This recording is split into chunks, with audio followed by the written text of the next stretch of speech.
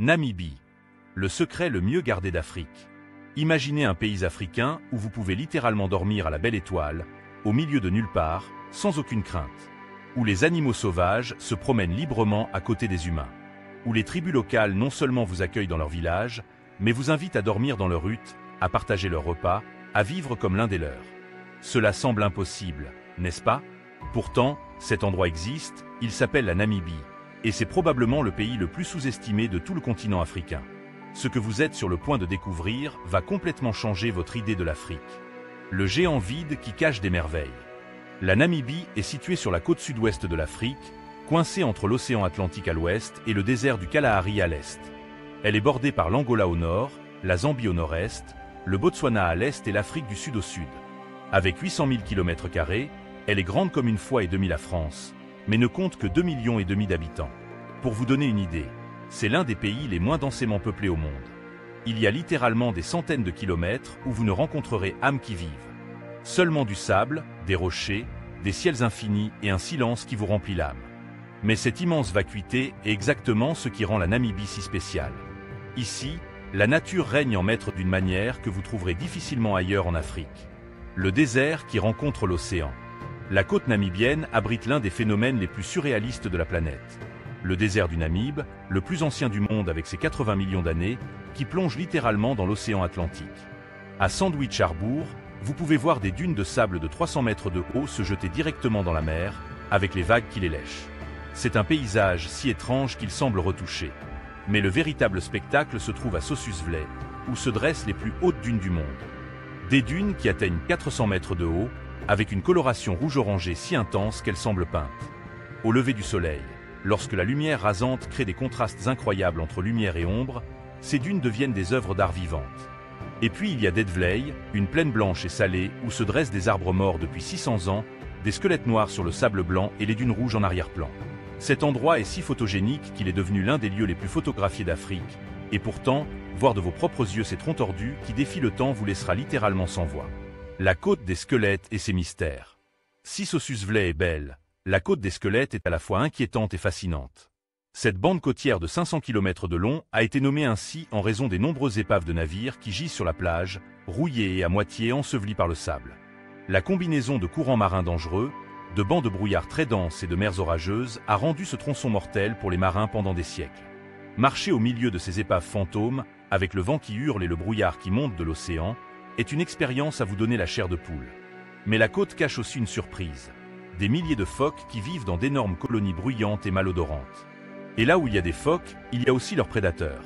Les chacals du désert qui ont appris à chasser sur la plage, et occasionnellement de gigantesques lions de mer qui pèsent une tonne et défendent leur territoire avec une férocité impressionnante. Le peuple qui dort avec les étrangers. Et nous voici arrivés à la partie qui vous a fait cliquer sur cette vidéo.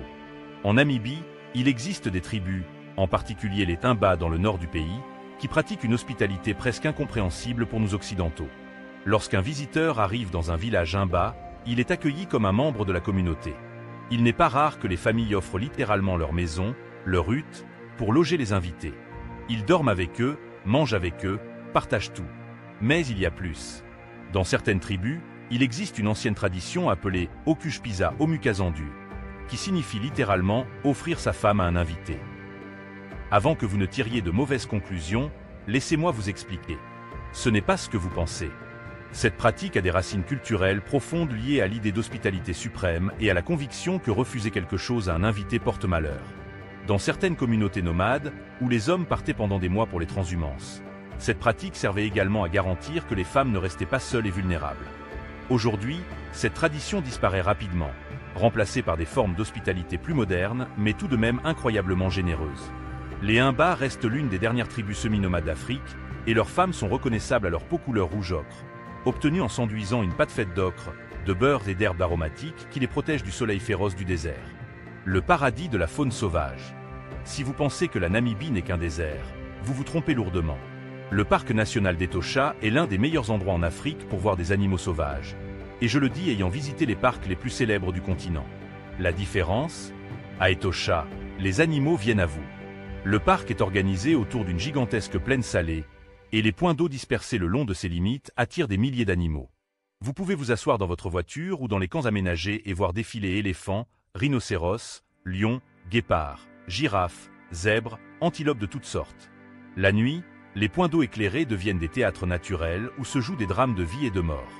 J'ai vu un lion abattre un zèbre à 20 mètres de l'endroit où j'étais assis.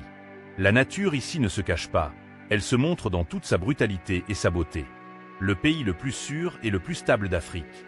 Mais ce qui rend vraiment la Namibie spéciale, ce ne sont pas seulement les paysages ou les animaux. C'est le fait qu'il s'agisse probablement du pays le plus sûr, le plus stable et le mieux géré d'Afrique subsaharienne. Depuis 1990, date à laquelle elle a obtenu son indépendance de l'Afrique du Sud, la Namibie a construit une démocratie fonctionnelle, une économie en croissance et un système judiciaire respecté. La corruption existe, mais elle est relativement faible selon les standards africains. Les infrastructures fonctionnent. Les routes sont bonnes. La criminalité est contenue. Vous pouvez voyager seul, même en tant que femme seule, sans préoccupation particulière. Ce n'est pas un fait acquis en Afrique. Le pays est devenu un modèle de conservation environnementale, dédiant 44% de son territoire à des parcs et réserves. C'est le premier pays au monde à avoir inscrit la protection de l'environnement dans sa constitution. Et la population, un mélange incroyable d'ethnies diverses, Ovambo, Herero, Imba, Nama, Damara, Allemands, Afrikaners, cohabitent de manière relativement pacifique. L'héritage allemand le plus inattendu. Et oui, vous avez bien lu, allemand. La Namibie a été une colonie allemande jusqu'à la Première Guerre mondiale, et l'héritage de cette période est partout. À Swakopmund, une ville côtière qui semble transplantée de Bavière, on trouve des maisons de style allemand, des brasseries qui servent des Würstel et de la choucroute, et de vieilles personnes blanches qui parlent un allemand parfait.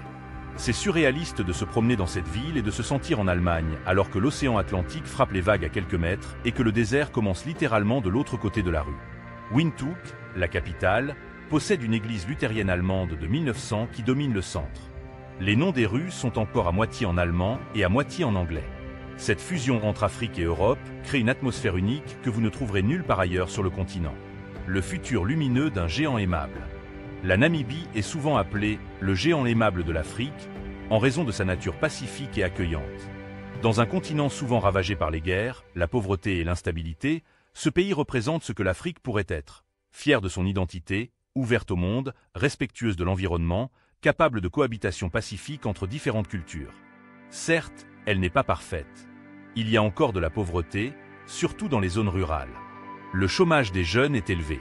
L'héritage de l'apartheid sud-africain a laissé des inégalités profondes.